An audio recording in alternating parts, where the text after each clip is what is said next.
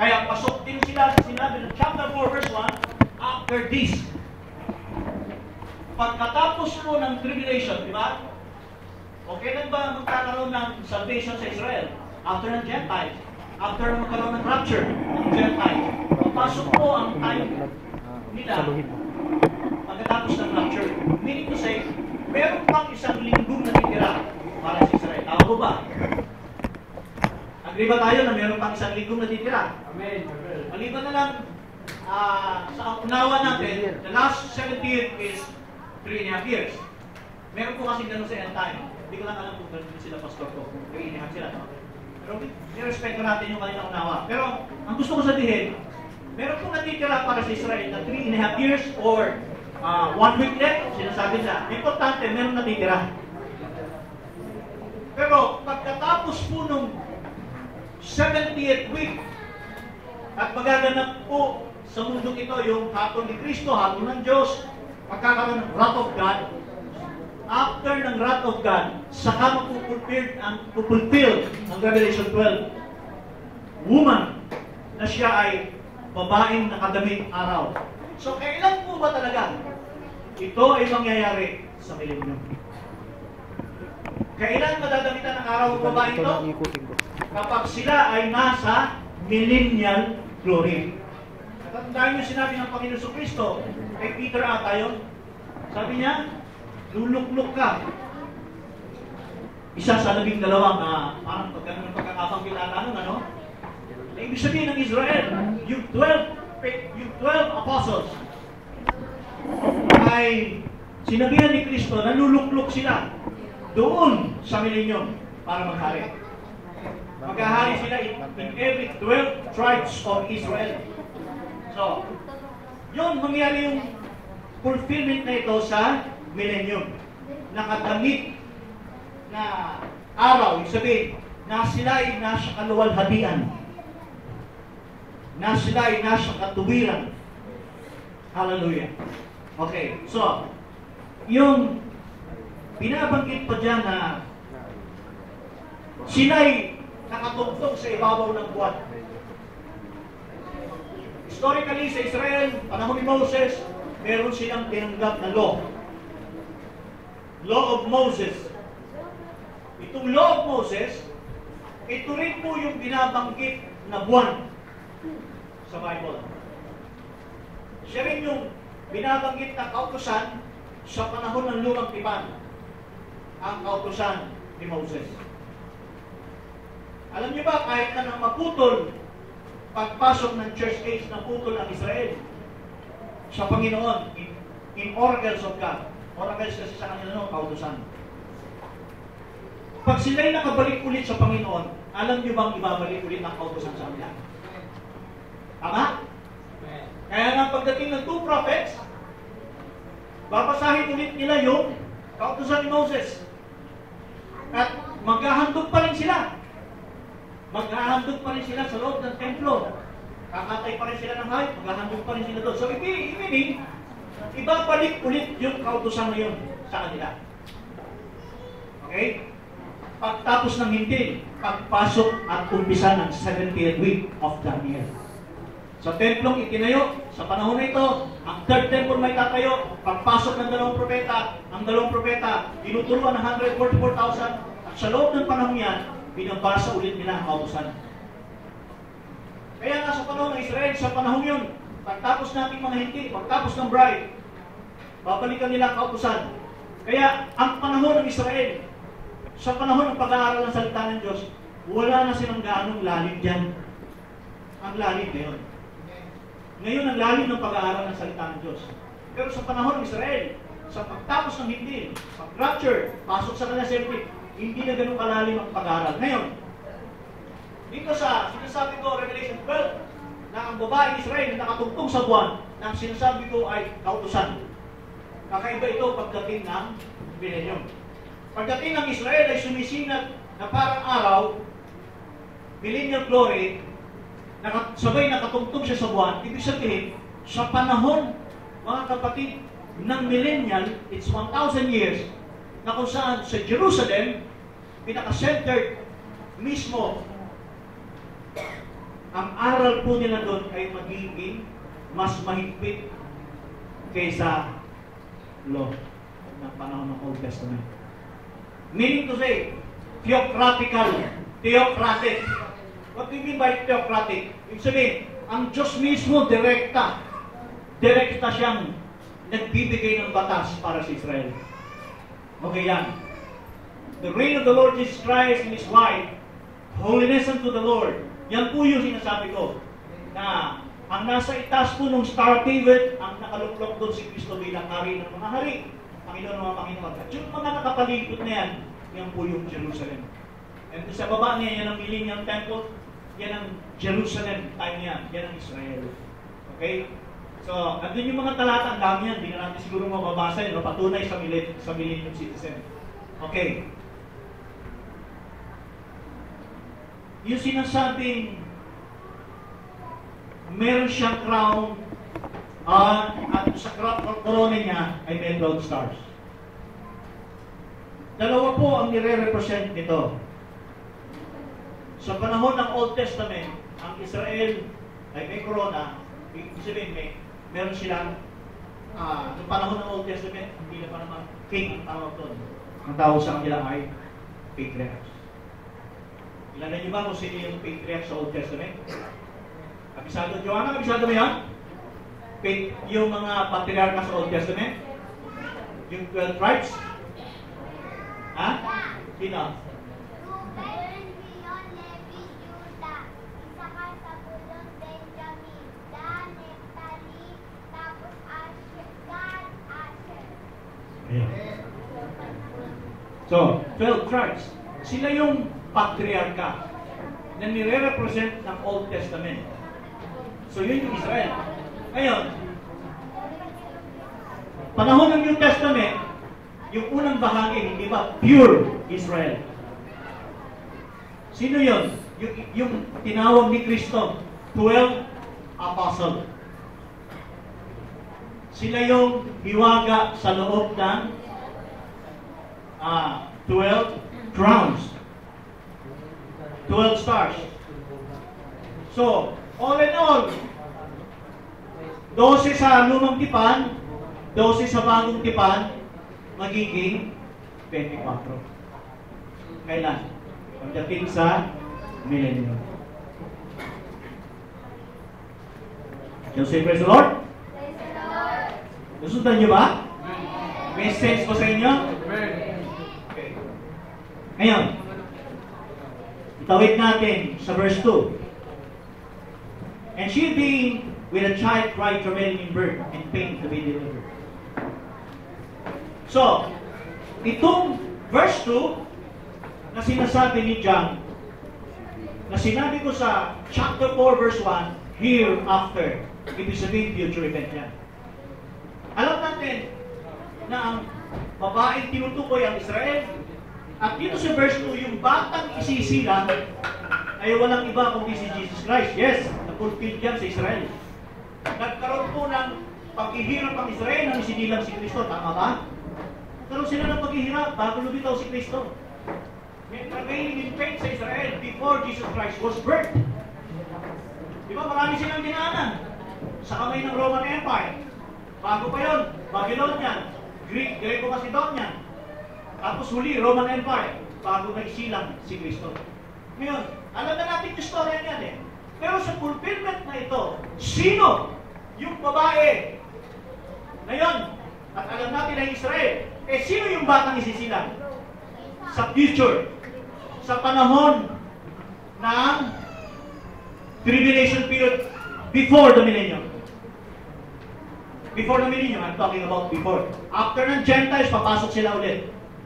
Sinasabi ko dito, pagtapos ng hintil, papasok ulit sila bago sila mag-millennium. Inaabangan ng demonyo itong bata ito. At sino yung batang yan? Jesus Christ in the 144,000. Ngayon ba, pwede nating apply? Hindi ko naman naisingit, mahaba yung paparaling sa church. Kasi kita ko lang. Alam nyo ba na ang church ay di po rin sa babaeng Israel? At ang demonyo ay nag-aabang sa inyo. Na ano? Isisilang kayo eh. Merong panahon na pagsilang sa inyo. Kaya ang church nagtatrabail ngayon. Inaabangan ng demonyo kung kailan kayo may sisilang. Siningit ko lang sa church, sa Gentiles. Ano? Kasi ipinaparallel ko to sa Israel. Kahit na yun, yung bagay na gusto nyo gawin para sa Panginoon, yan yung pagsilang.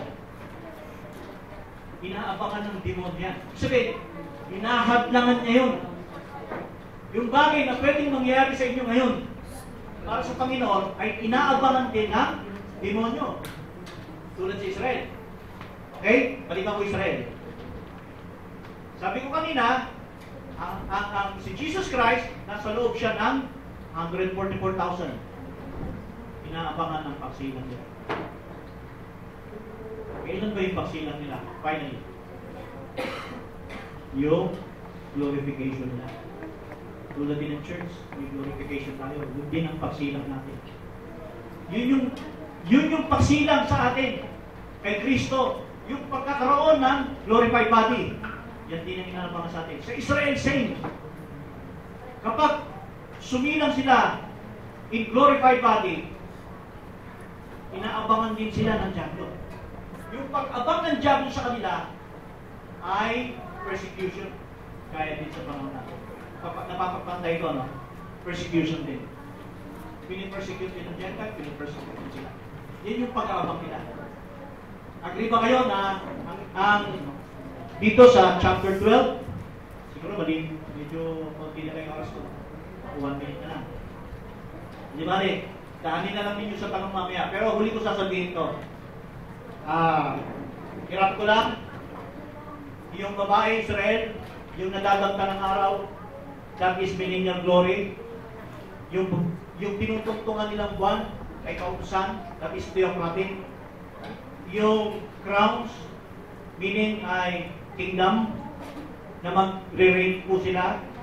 12 sa lumang tipan, 12 sa bagong tipan, kasabay ng 24 elders. Yung travailing in birth sa Israel, bago nila bagong totally maisilang ang anak, meron pong persecution na nangyayari at yun yung pag-aabang ng demonyo. Tulad din sa Gentiles. Bago tayo maisilang as glorified body, meron tayong persecution, meron tayong kahirapan na nararanasan ngayon. Diba? Ano man yung nararanasan natin ngayon yung sa part. So medyo, siguro, parang alam nyo na itong sinasabi ko eh. Alam nyo na ba ito, amen? Siguro alam nyo na lahat, kaya medyo parang hindi na kayo excited. Praise the Lord. Praise the Lord. Okay. So, binanggit naman ni Pastor Lito yung bagay. Yung Revelation 12 woman, Israel, prepares, binanggit din yung parallel, no? Yung Mary, Church, tapos yung pinaka-application niya sa Israel. Kung may binanggit din sa kanina, yung man-child, Kristo, at yung man-child, tayo, yung bride, no? Kasi sa church, nagtatrabail yung church, lalabas yung bride. So, sa po yun. Okay, so paki-flash na, Father Joseph. Matagal ba? Magaganda po yung topic niya, so pakaganda niya, pagdating doon sa eschatology, no? Matagal na ka. So, yan. Okay. Balik po 2,000 kasi God ang nagbilang niyan. Ang sabi kasi ng God, my thought is not your thought, my way is not your ways, as the heaven is higher than the earth, so my way is higher than your way, and my thought is higher than your thought. Kaya, hindi siya literal na bilang, kaya sabi nga nito, dito na 1,000 years natin, pagbilang sa kanila.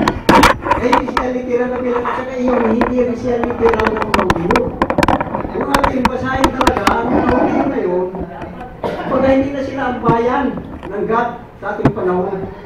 Mabasa natin yan sa Hosea chapter 1 verse 2 hanggang katapusan ng mga bersikulo kung saan nakahula ang pagkahindi na nila bayan ng Diyos at saka ang Diyos tama, hindi na nila Diyos. Mabasa natin, basahin na lang yung mga kapatid kasi medyo matagal-tagal natin kung basahin. Maganda nga sana yung isulat ng mga bersikulo na aking sinasabi kasi medyo madami-dami ito. Pero bilis-bilisan ko lang kasi 20 minutes lang. Pero naka-record ko dito mensahe ko, mga 46 minutes talaga ito eh. Pero bilisan ko lang mga kapatid. Kaya yan, hindi siya literal na bilang at hindi siya literal na Hudyo. Kasi sabi nga doon sa ng Diyos kay Hosea, sa chapter 1 verse 2 to last verses, na Hosea mag-asawa ka ng prostitute na babae at magkaroon ka ng 3 anak. Yung 3 anak, nag-refer yan sa paghiwalayan ng Israel at Judah. Kaya sabi niya, mag-asawa ka ng prostitute na babae sapagkat tulad ng lupain ito, ang mga tao ay nagtaksil sa atin. Nagtaksil sila sa Diyos, kaya hiwalayan sila. Nagkaroon ng bagong wife ang God. Dito na nga ang mga Kristiyana. Kasi wife rin sila Kaya sabi doon ng God nga, yung unang anak, si Loroami yata yun, sabi doon na, hiwalayan ko na kayo dahil kayo nagtaksil sa akin. Yung pinakalas na anak niya, si Loami, ang meaning pala yun, kayo hindi ko nabayan at ako hindi na inyong Diyos. Kaya natupad niya pagdating ni Christ. Pagdating ni Christ, humarap yung mga Hudyo. Isinabihan sila ni Kristo, ang sino mang nagkasala ay alipin ng kasalanan. Kung palayain kayo ng anak, tunay ka kayong malaya. Nagreklamo pa sila, hindi naman kami na ipanganak sa pakikiapit o pagkalipin. Ang aming ama ay si Abraham. Sabi ni Kristo, kung anak pa kayo ni Abraham, dapat hindi kayo magbalag pagpatay sa akin. Sapagkat si Abraham ay natuwa pa. Pagdating ko. Sabi na, isa lamang ang ama, yung sa langit. Sabi rin ni Kristo, kung ituloy-tuloy natin yan na chapter 8, verse 31-47, ang sabi nila, ay yung Diyos sa langit ang aming ama. Sabi ni Kristo, kung ang Diyos sa langit yung Panginoon Ama, dapat maniwala kayo sa akin sinasabi, sapagkat yung sinasabi ko hindi sa sarili ko, galing ito sa Ama. Kaya hindi sila naniwala, kung basahin natin yung verse 44-47, sinabihan na sila ni Kristo, kayo'y anak ng inyong ama na Diablo, namamatay tayo sinungaling. Yun ang kalagayan mga kapatid ng mga Hudyo, hindi na sila bayan ng Diyos ngayon, o hindi na sila mga anak ng Diyos. Sino ang mga anak ngayon ng Diyos? Mga Kristiyano ito mga kapatid na nahaluan ng Hudyo at mga Hintil. Kasi yan ang sabi ni Pablo sa Episode 2:19-22 na hindi na kayo taga-ibang bayan, hindi na kayo manlalakbay. Kayo'y kaisa na sa mga banal, sa sangbayan ng Diyos na naitayo sa pinagsaligan ng mga apostol at propeta na walang iba kundi si Kristo at panunukang bato. Kaya yan mga kapatid, upang maging tahanan niya at maging templo. Yan nga ang nangyari. Tayo na ang anak ngayon ng Diyos, ang bayan ng Diyos. Kaya hindi siya literal na Hudyo kasi yung 144,000, kung basahin niyo Revelation 14, nandoon na, kasama na nila si Kristo na lamp, nakatayo diyan sa Sion. Kasi yung Sion, yung ang sinasabi kong iglesia mga kapatid, na nakatala yan sa langit. Yung basahin na yung Hebrews 12:22-24, ang sabi diyan ni Apostol Pablo, nagsilapit kayo, nagsidalo kayo sa masasayang pagtitipon. Ibig sabihin kong kondisyon yun. Sa bundok ng Sayon, sa bahay ng Diyos ni Jacob, sa lungsod ng Diyos na buhay, ang Jerusalem sa itaas. At iglesia ng mga panganay na nakatala sa langit. So ang totoong iglesia na tinayo ni Christ, nakatala yun sa langit. Kaya tinawag nga yan ni Pablo sa Galatians 4:26 na ina nila, yung Jerusalem sa langit o sa itaas na malaya na ina nila. Kasi kailangan tayo ipanganak muli dahil ang una nating kalagayan ay naipanganak tayo sa laman at dugo. At ang kalagayan natin ay alipin tayo ng kasalanan at marumi ang tingin ng Diyos sa atin. Kasi yun ang sabi ni Christ sa Mark 7:17-20 na ang tao marumi hindi dahil kumakain siya sa hindi nagugas ng kamay. Ang tao ay marumi kung ano yung lumabas sa kanyang bibig galing sa kanyang puso tulad ng pagmumura, panungayaw, pagpusta, pagkatiapin, pagnakaw, kung ano-ano pa. Yan ang makaparumi sa tao. Kaya tayong lahat raw ay makasalanan at alipin ng kasalanan niya. Kailangan tayong palayahin niya. Siya lamang, nasabi niya, kung palayahin kayo ng anak, tunay na kayo malaya. Kaya yun nga, kailangan muna, sundin natin ang katotohanan. Kasi yan nasabi niya diyan sa John 8:31-34 na kung sundin ninyo ang aking mga inuutos, makilala ninyo katotohanan. at ang katotohanan ay magpalaya sa inyo. So may sundin tayo mga kapatid. Hindi kayo, manampalataya lang tayo kasi marami ang tuturo na manampalataya. Hindi, wala pa naman sila sinunod ng katotohanan. Oh. Kaya yun rin ang sabi ni Pedro sa 1 Peter chapter 1, 20-23 na nalinis na kayo sa pamagitan ng pagsunod ninyo sa katotohanan. Sapagkat kayo ipinanganak muli, hindi sabihin hindi ka masisira, kung hindi sabihin na hindi masisira na siyang salita ng Diyos. Kasi ang tingin ng Diyos sa akin lahat, parang damo tayo, parang bulaklak na malalanta lang. Yun ang usay natin yan. Malalanta lang kahit ano ang achievement natin sa buhay, maraming karangalan na angkin, may katapusan yan, malalanta. Yun ang sabi niya yan. Ng tao ay tulad sa damo, tulad sa bulaklak. Pag hindi tayo may panganak muli sa totoong kapanganakan, mga kapatid, hindi tayo magkaroon ng eternal life kasi yung hindi natin pinagalingan, masira lang yun eh. Kaya pamatay lang tayo, malibing lang tayo, kung mamatay na tayo, malibing na sa labog. Kaya magkaroon tayo ng eternal life kung ipanganak tayo ng yung salita ng Diyos nga galing yun sa bride o wife ni Christ. Kaya sila si Pablo, kung basahin na Galatia 4, may ina sila, may mother yung nga ang wife ni Christ na ang pangalan ay New Jerusalem. Kaya nag-anak siya ng tunay ng mga Hudyo, yung ng mga Kristiyano. Kasi sa Romans 2:28-29, ang sabi niya ni Pablo, ng tunay na Hudyo, hindi yung panganak sa laman at natuloy sa laman. Ang tunay raw na Hudyo yung natuloy ang puso sa pagpapalo ng Espiritu. Kumbaga, puso pala ang linisin kasi yung pagtutuloy, paglinis yun sa puso natin para ma-pure. Kasi kung hindi pure natin, hindi natin magiging ang Diyos. Sabi sa Matthew 5:8, "Blessed are the pure in heart, for they shall see God." At si Kristo yun magawa. Sa Colossus 2:12, sabi niya ni Pablo, "Tinuli kayo sa taga-Colossa, hindi sa kamay ng tao, kundi sa pagtutuli ni Kristo." So may pagtutuli sa New Testament, pero hindi na sa laman.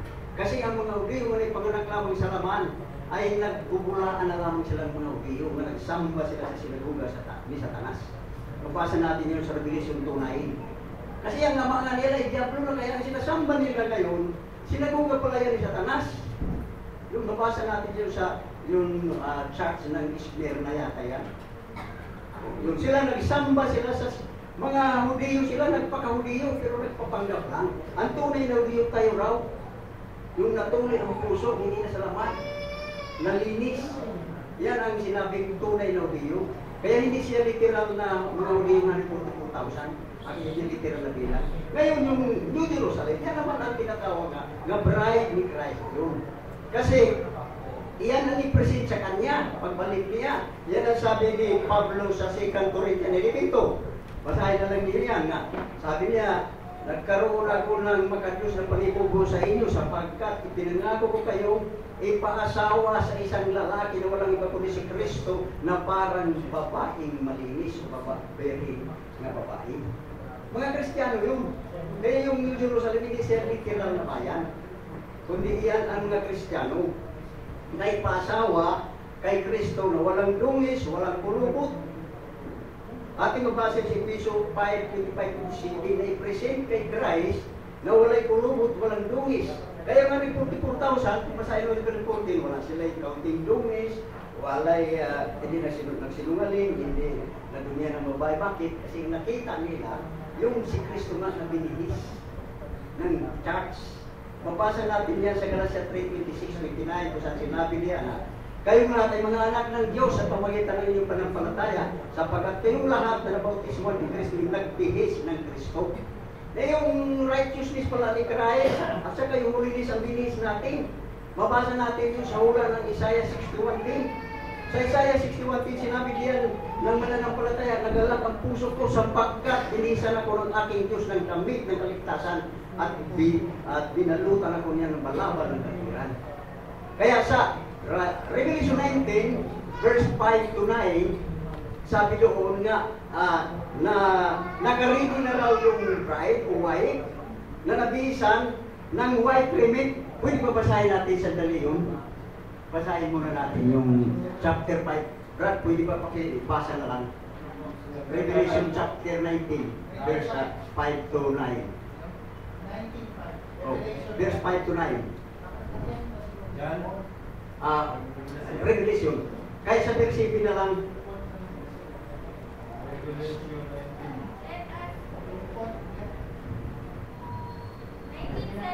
Let us be glad and rejoice and give honor to him.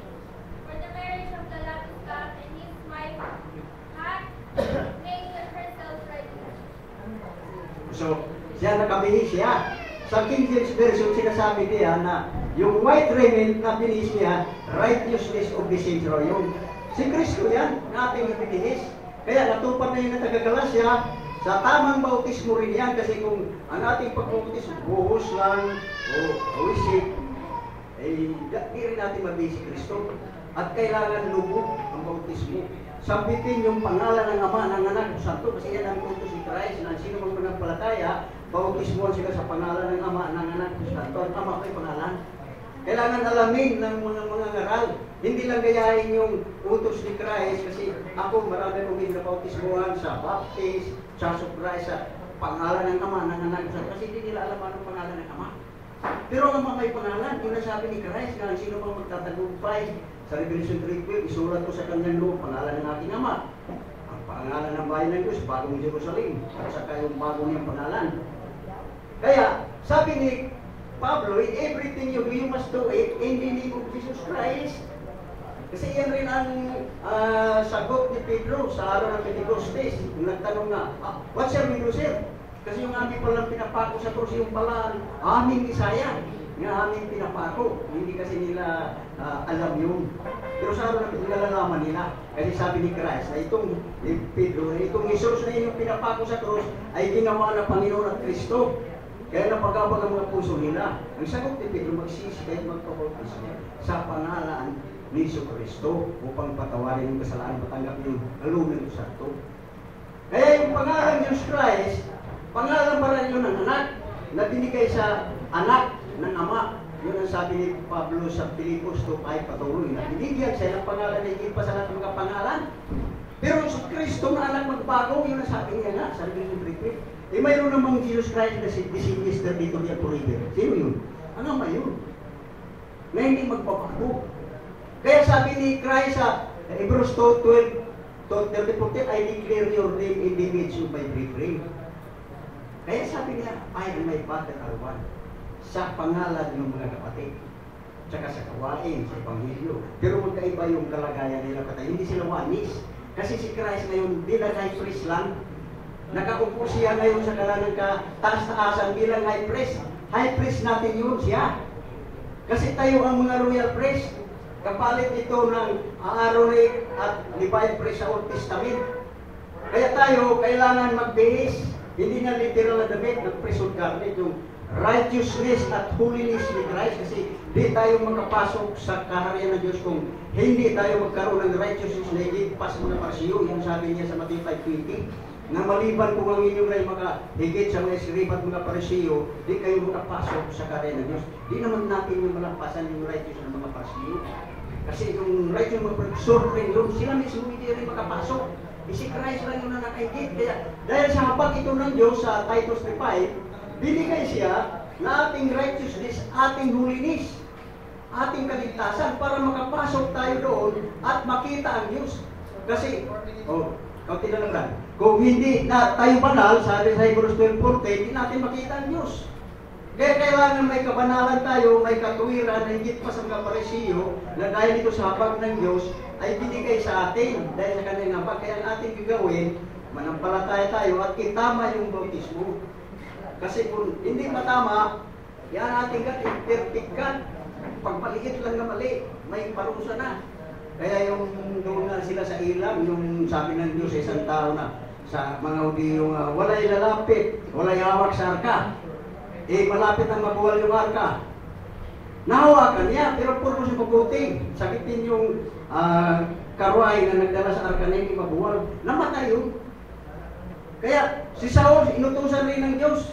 Saul, patayin mo yung mga tao doon sa bayan na mga masama. Walay iwanan. Tao, hayop. Pero nang pinatay niya ni Saul, iniwan yung mataba ng mga baka. Kasi ang purpose niya mabuti, handog sa Diyos. Pero sabi ng Diyos, hindi mo sinunod ang aking utos, patayin lahat. Kaya, ano ang sabi ng God sa kanya, obedience is better than sacrifice. Kaya pinalitan siya ng ni David, yung nga ang nangyari. Kaya sa ating panahon, pag hindi pa tama ang bautismo, tayo papasok sa karya ng Diyos, wala pa tayo kabanalan, higit pa sa mga panahon, wala pa tayo katuliran. Kaya yan ang turo sa Bible, kaya tama yung sabi ni Brother Francis na yung revelation, progression, yung hanggang ngayon yan. Kaya yung 5 ministry, may balik yan sa church para ang church magkakaisa sa panampalataya, makilala kung sino pa si Kristo, mayroon tunay na pag-ibigan sa bawat isa, titibay at lalago ang iglesia. Yun ang sinabi diyan sa Episode 4:11-16, yan ang purpose ng 5 ministry. Kaya, dahil mayroon na tayong prophet, si Brother Branham, pero ang naghula siya na mag-restore all things. Ang mag-restore yung isa na lang ka-ministry, yung apostolic mga kapatid. Kaya may mga mystery pa na na-reveal sa apostolic na ating kailangan malaman rin. Kasi nalalaman na natin yung revelation na binigay kay Brother Branham. So may mga revelation pa na maibigay din sa apostolic ministry para magkaisa na ang mga mananampalataya sa ngayon, hindi pa tayo nagkakaisa. Kaya ang mga churches ngayon, pull out lang, hindi pa sila pinili. Yun ang sabi ni Christ, marami ang natinawag, akaunti lang ang piliin. Yung pinipili ang makapasok lang sa wedding banquet. Yung nagbihis lang ng wedding garment. Yan lang. Yun na ang bride ni Christ nga. Asaway niya, yun lang ang manatili kung magparusa ng Diyos, ng apoy. Kasi hindi siya magdaig ng kamatayan at saka ng apoy. So, salamat. Hanggang dito na lang. Salamat. I-ano natin, ang topic natin, Brother Joseph? Dito yung topic natin. The name of the bride. Pastor, ano nabanggit niyo ba yung name of the bride? Binanggit kanina, yung firstborn, Church of the Firstborn, doon yung Jerusalem, binanggit niya. Sabi niya, nandun yung sa langit. Tapos, huwag mo muna i-cross out, hindi pa tapos. Meron pang SDA na magsishare. Tama ba? Report to, report. Kaya dito sa Manaliti, marami kang malilinig. Sige, Brother Rudy. Report 70 Adventist. 144,000 po yung bride kay Brother Peter, yung bride, yun yung 144,000. Ewan ko kay Brother Rudy kung parehas din. 70 Adventist. Kinala ko na. Si Brother Rudy ito. Brother Rudy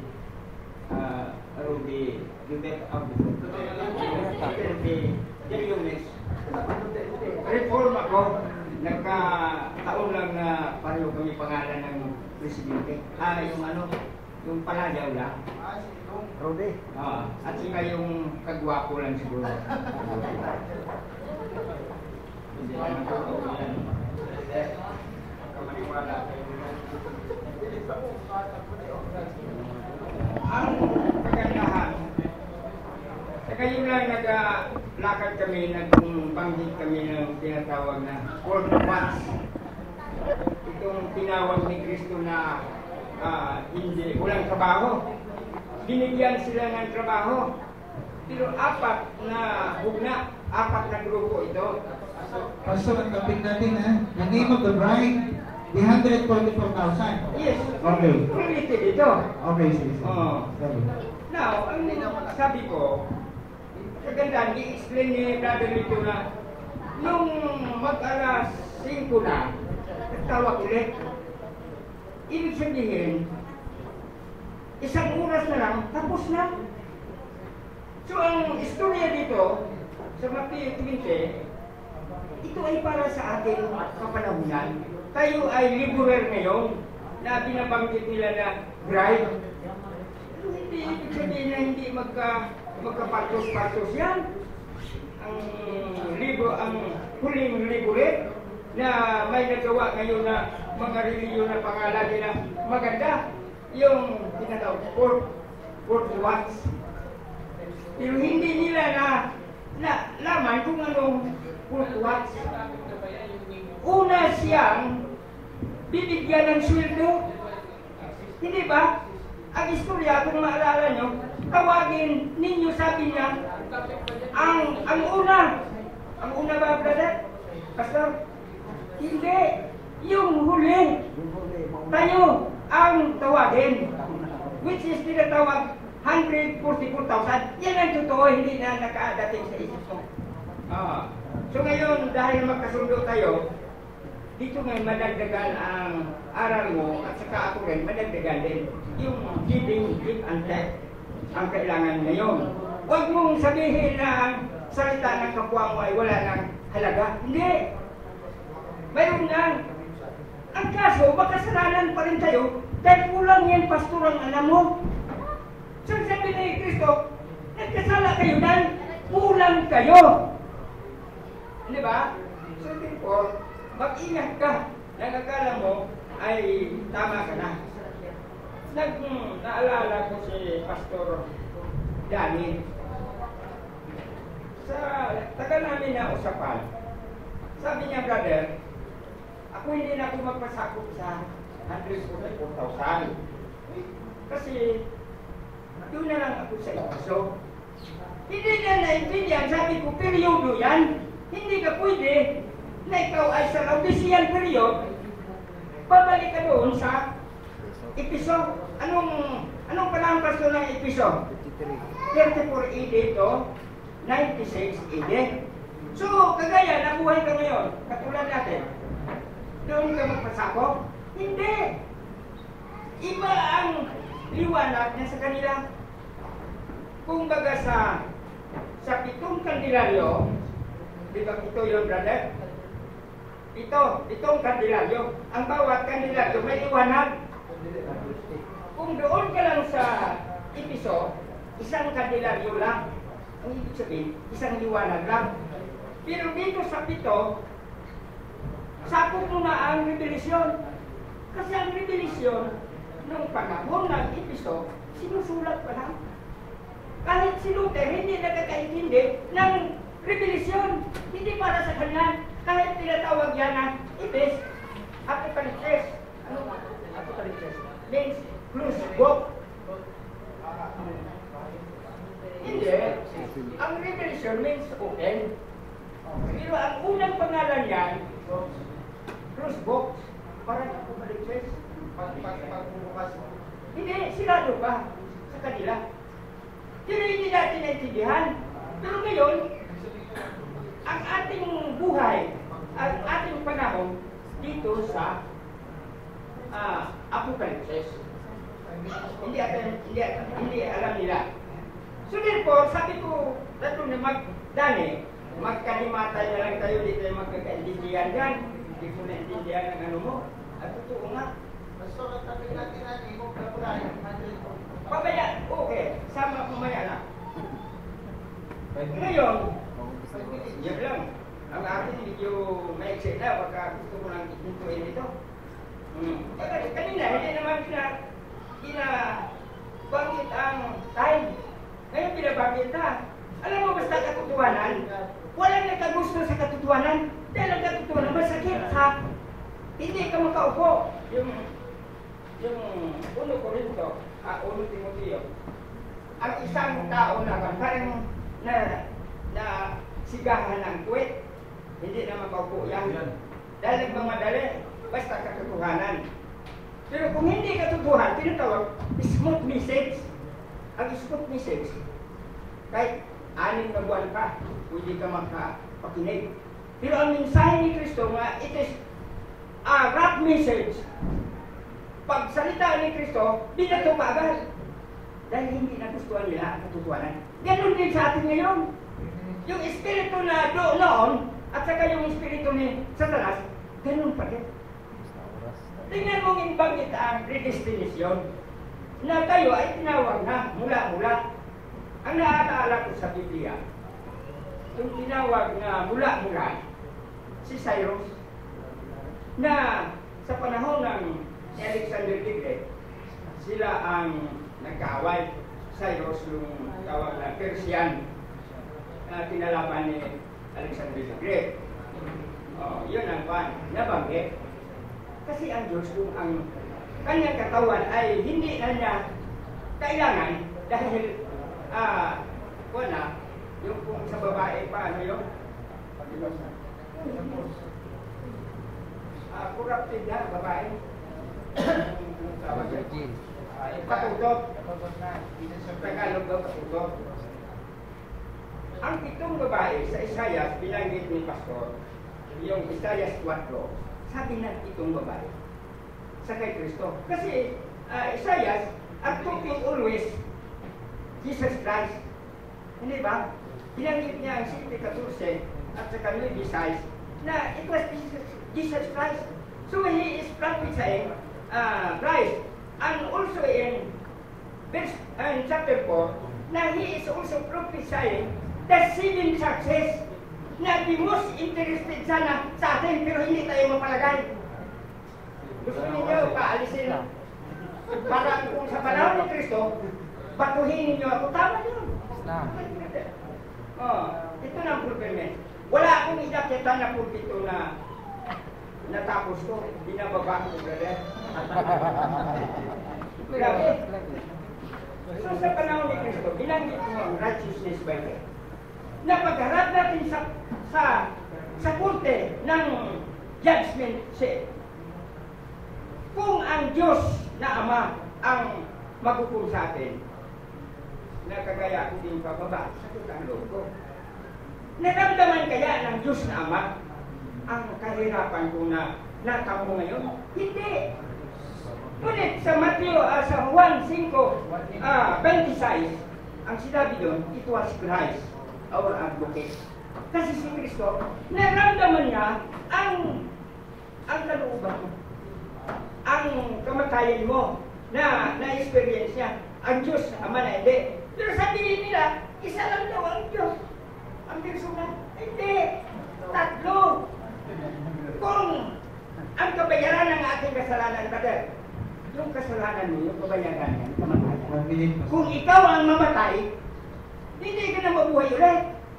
Sayang, hindi ka makabayan. But it was Christ who paid our debt. Because He is the Son of Man. So hindi naintindihan ito na ang debate sa panahon ni ni Constantine the Great, ang palaging manalo yung si Athanasius. Hindi si Arius, hindi nila binasa kasi hindi sila nag-aaral. Yun ang problema. So kailangan pag-aralan yan. Iyan makadagdag.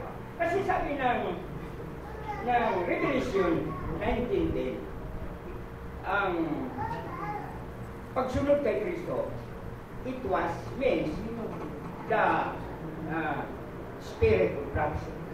Ako nagbase ako sa sulat ni Ellen G. White na it was spirit of prophecy. Na it was recorded, mayroon siyang number sa tinatawag na Library of Congress. Para magiging high class ka naman na Kristiyano na nagatayo dito. Kaya ang salita mo, naka-record sa Library of Congress. Ang binabasa natin din, wala kung saan ang 30. Walang pinag-aakit. So kung ang mga dapuhana na tao sa mundo maghanap ng katotohanan doon sa Amerika, hindi makita. Kasi titi ang ang turo mo. Wala itong nakasulat. Ito, may katalog of Congress. Pastor, pasensya na tayo na eh. Ayun mo, pasensyahan na tayo. Pinatula ako ng bato. Si Kristo, kung pinagtayo Hindi naman tinamaan. So, hindi ito. Ang ginagawa natin, hindi kapareho ni Kristo. Yan ang totoo yan. Kaya walang katapusan itong away natin dito. Kasi kung walang away, walang panalo. Kung walang panalo, hindi ka balangin. Brother, if there is no victor, paano ka tanggapin doon na talo ka palagi? Sige. Okay talaga, Pastor. Kasi, ang sa akin kasi, kung nasabi mo na, kasi yung topic natin, pakita mo nga balik, Joseph. Oo. Sabi, nag-topic ko, Hindi related eh. tanggap nila ang topic ko noon. Last year. Nagkaroon mo yan? The name of the bride. Mas mahaba pang sa iyo, sa akin. Matalag na Kasi, sa ang main presenter pala din eh, si Pastor Peter. Walang discrimination dito. Ang nangyari lang, so, dapat itay mo. Degat ko, Pastor, ha? We must obey kung ano yung sinabi ng time. Ngayon, hindi naman nabanggit kung ano yung 144,000. Ano yung pangalan ng bride? Ano yung pangalan ng 144,000? Diba? Pasensya na po, nagkukwento lang tayo dito, siyempre, history yun, okay naman. Pero hindi related dun sa sinasabi natin, dun sa topic. So, next time, pwede magbigay ng topic na talagang masasabi. Diba? Kanina, tingnan mo kayo nagagalit eh. Oh, naiinis kayo eh, pagka pinuputol kayo eh. Pero nagagalit eh. Oh. Susunod kayo mag-MC. Ako naman dyan. Okay?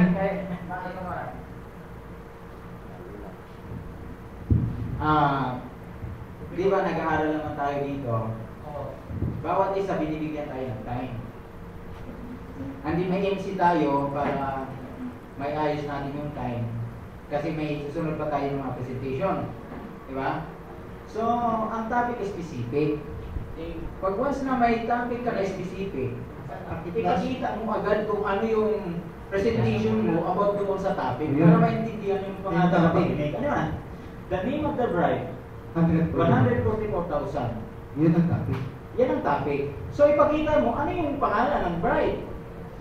Ano yung 144,000? Huwag ka nang magsabi ng ilan ano kasi yung time na binigay sa iyo, kailangan may specific yun. Hindi ka magsabi na ganyan, kaya gamitin ko na, No. 44,000. Hindi lang 44,000, mahaba na. Tika ba dalo yan? Mag-usap tayo sa labas, wag dito. Hindi na tayo mag-usap. Kasi kami, nag-away kami doon sa rules. May rules tayo, kaya nga may rules tayo, di ba? Para maayos natin yung ano. Ganito, sa ito, magawa namin. Okay. So next time. Okay. So hindi na namin makakit tong Eastern Gate, wala si Mother George. Yung Will of God, pati dito, siguro maybe next time. Okay. So ang date ng sige mamaya pa lang. next month yun. Oh, next month na to. Pero gusto ko lang pag-share si Pastor. Pastor, 5 minutes na lang to ah. Oo, sige. So, bakit masyado yung kanya si Brother Ronnie is day siya, pero reform siya, pero may ano siya, Berea. So, okay lang, hanggang saan ang naabot niya. So, ang topic naman natin dito, Pastor, balik natin muna, Brother, yung topic, name of the bride, at saka yung 144,000. At isa pa, gusto ko lang po rin yung Barbara na ministry niya. Si Barbara, siya yung prophet sa Gentile bride. Sino ang last prophet sa 7 churches? Si Barbara. Siya ay para lang sa Gentile. Is na, sabi ni Barbara, gusto nga niya na kumuha ng ticket, pumunta doon sa Israel para mangaral. Pero sinaway siya ng angel. May guide sa kanya. Sabi niya, hindi time mo yan. Kasi gentle messenger ka is not 144,000 sa pure Jew. So sa Bible, ay pinaghiwalay naman yan. Kahit si Pablo, pinaghiwalay ang Hintil at saka Jew. Mayroon time dito sa Hosea 6:2. Pakibasa na. Pakibasa verse 1 into. Okay. Sabi dyan, Sabi dito, after 2 days, will He revive us. In the third day, He will raise us up, and we shall live in His sight. yan. Ang sabi ng sa Hosea, Israel yan ha. Yung composition niya ng 12 tribes. Amen? Ang sabi, yung sa verse 1, ano ba yung verse 1? Sabi dyan, come and let us return unto the Lord, because, for He hath turned up, He will heal us. He is meeting and He will bind us up. Ibig sabihin, ang Panginoon na nakita sa kanila, halik kayo. Pumunta tayo sa Panginoon kasi papagalingin tayo. After 2 days nga lang. Di ba, Panginoon? nanakit sa Israel dahil hindi naman siya ginalang, hindi naman siya pinasakop pa nga ang Israel, giniba na pa ni General Titus, di ba sinaktan sila? Pinutol sila sa Roma 11 hanggang 25. Pag sinabing after 2 days, after 2,000 years ng Gentile, saka lang sila ibabalik. Hindi si Brother Branham ang messenger doon. Ang messenger doon ay yung 2 prophet na magsisilyo para sa name. Oh? Okay. After 2 days, yung 2,000 years, ito po yung Gentile dispensation. Andito yung 2 olive tree na mag-witness sa 2 prophet. Sila ang magsisil sa 144,000. Basahin nga natin, Brother Joseph, yung Revelation 7, Revelation 7, verse 4. 144,000, Diyos. Pure talaga yun. Hindi physical. Ay hindi. And I heard the number of them which were sealed. And there were sealed 144,000 of all the tribes of children of Israel. O yan. At sabi doon, hindi tayo kasali. Yung Gentile hindi kasali. Ang witness doon ay 2 prophet para silyuhan yung 144,000. Para yung pangalan, malaman mo. Revelation 14:1. Isang minuto na lang. Para malaman natin kung ano ang pangalan ng 144,000 at saka yung bride. 41. Ano pangalan? Mamaya. Babasahin natin. Ito. And I looked. And the Lord is a lamb stood on the Mount Zion, and with him 144,000, having his father's name written in their foreheads. O yung name ng father at saka yung son, nandoon sa 144,000 do. Ay, anong pangalan ng father at saka yung son? Ito yung ginagamit natin sa baptism. Di ba? Jesus. Luluhod at atul. Anong pangalan nun? So, yung pangalan ni Jesus Christ na doon sa 144,000, sila ay Mrs. Jesus Christ. Nagmana sila ng pangalan. So nagmana rin. Yan! So Iso Kristo rin yung bride. Ang pangalan ng Ama ay bibigay sa mga anak. Okay, napunta rin. Mamanahin ng mga anak. Siyempre, kung nagmana ang Israel, magmamana yung Gentile. This is Jesus. Parang Ito. hindi ako. Okay. Brother Mina, parang feeling ng Father's name, hindi naman Christ name. Ano, tanungin natin ito. Brother Freddy. Name mo, hindi Christ. 2 minutes, Brother Freddy, ha?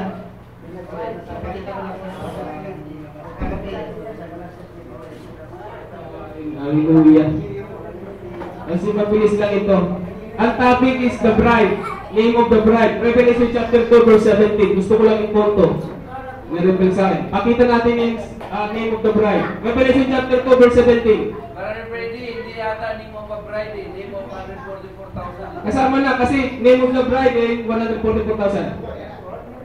17. Revelation 2:17. Parang iba ata yun, drive mo, Brother Freddy, kasi ano. Hindi punto ito. Makita nyo kung paano mapunto. Ang topic is name of the bride. He that had an ear, let him hear what the Spirit said into the churches to him. Overcoming will I give to eat the hidden manna, and I will give him a white stone in the stone, a new name. Name. Sino yun? New name which no man knoweth. Ano yun? He that receive it. Ano yun? Yung pangalan na yun. Sa bride yun, di ba? Wala nakaalam, ha? Oo. Ano yung pangalan? Sabi kung ano yan, revelation. Wala nakaalam. Wala nakaalam, kundi yung nakatanggap ng pangalan. Sa bride yun.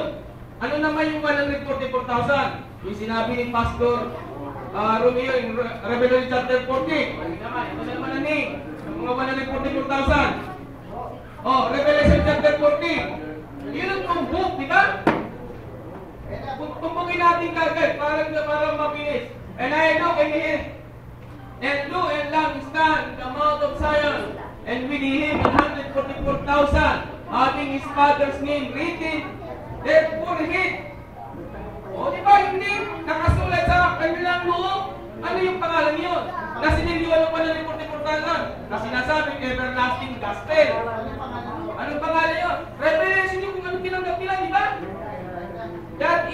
name of 144,000. Diba? Siling. Ang Revelation chapter 2:17, ano naman yun? Special yun, Revelation yun eh. Siling yun eh. So, Brother Freddy, sa madaling salita, anong name ng 144,000? Ano name? Yung mga pagkasiling ng everlasting last nung natanggap. So, walang name na literal. So, revelation. Okay. Walang Salamat ganun. po, salamat. Kasi eto, last na lang. Wag na. Kasi papasok tayo sa pronunciation. Baka Di pumunta ba? tayo dun sa... Yun ang evidence, Revelation 2:17 and Revelation 14, verse 1. Brother Renato, bigyan kita rin 2 minutes. Okay. Bukan na to. Praise the Lord. Sa akin, yung sinabi lang din ng prophet, kasi yung prophet ang pinaka-channel. Okay? Ang sabi ng prophet, if a woman married a man, she will take her. Yun. Pag kinasal si sister, kay brother, ano yung tatanggapin niya? Pangalan. Pangalan ng Anong pangalan? lalaki. Anong pangalan? Yan, sabi niya, naparito ako dyan, chapter 5. Naparito ako sa pangalan ng aking ama. Hebrew chapter 2. Hindi naman yung pronunciation yun. Okay? Sabi niya, siya'y nagmana ng marilang na. Mamaya na po, kayo nga nagpo-correct sa akin. Kayo pa correct din. Kung ganyan.